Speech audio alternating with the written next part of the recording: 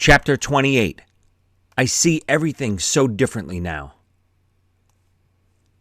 October 1st, 2009 would be one of the happiest days of my life. My little angel, Angelina, was born. Madeline and I arrived at the hospital on September 30th. Mad looked ready to pop, and if she didn't go into labor soon, the doctor was going to begin inducing. After almost 24 hours in the hospital, on the morning of October 1st, the doctor began inducing with a drug called oxytocin.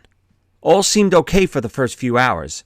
Mad received the spinal, which numbed her entire lower body. I've never seen a needle so big in my life, but she took it like a champ. I was so proud of her, and she was doing great.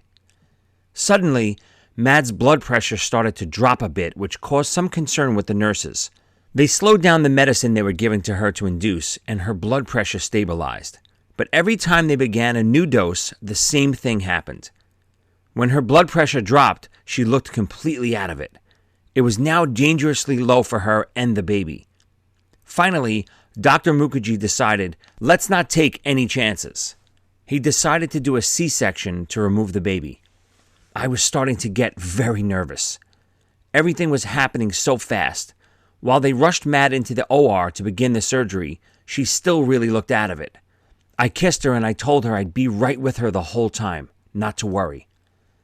The nurse threw a hospital gown at me and said, "Put this on!" As I was putting it on with one hand, I was calling Mad's mother with the other. "Come up to the hospital quick, the baby is coming." Mad's mother and father hung up and rushed right over. Once in the operating room, I started to feel even more nervous. All I cared about was Mad and the baby's health. There was a large blue curtain that separated half of her body and half of the room. I was with Mad on one side, and the doctors and nurses were on the other side performing the operation. After only a few short minutes, Dr. Mukherjee said that he could see the baby. The first thing he said was, "Wow, what a head of hair on this baby." After a few pulls and wiggles, I heard a loud cry, and my Angelina had entered into the world.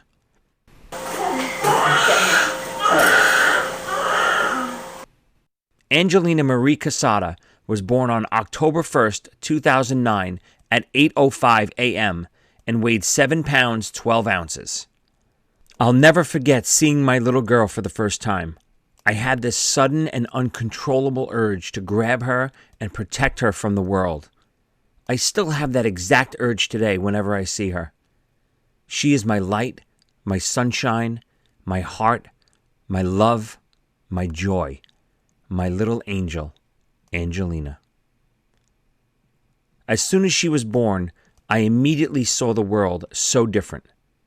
Everything I did from that moment on was to make sure my Angelina had a good life. I had such a new perspective on life in general. It was wonderful. I immediately saw so much of my mother inside of Angelina, physically and especially spiritually. I'm a firm believer in people's spirits and energy living on. I am beyond positive that a piece of my mom is inside of my little angel Angelina. Maybe that's why my mom had to leave me, so that she could live on and be with me through my daughter. Even though Madeline and I were beyond happy to have our little angel Angelina, we had no idea how to take care of a baby. I remember the first time the nurse brought Angelina to talk to us about feeding and changing. She told us, "After every few sips, all you have to do is burp her." We kindly asked, "How exactly do we burp her?" The nurse laughed and quickly showed us. I loved every second we spent learning something new and how to take care of our baby. I remember when Madeline's mother saw Angelina for the first time. She couldn't believe how dark and chubby Angelina was, and with a head of jet black hair. She even jokingly asked Madeline, "Are you sure she's your baby?" After a few days, we took Angelina home with us back to our apartment in Bensonhurst, Brooklyn. Every moment of my life up until this point had been thinking about playing drums and making it in the music business. The moment Angelina was born, all of my priorities changed.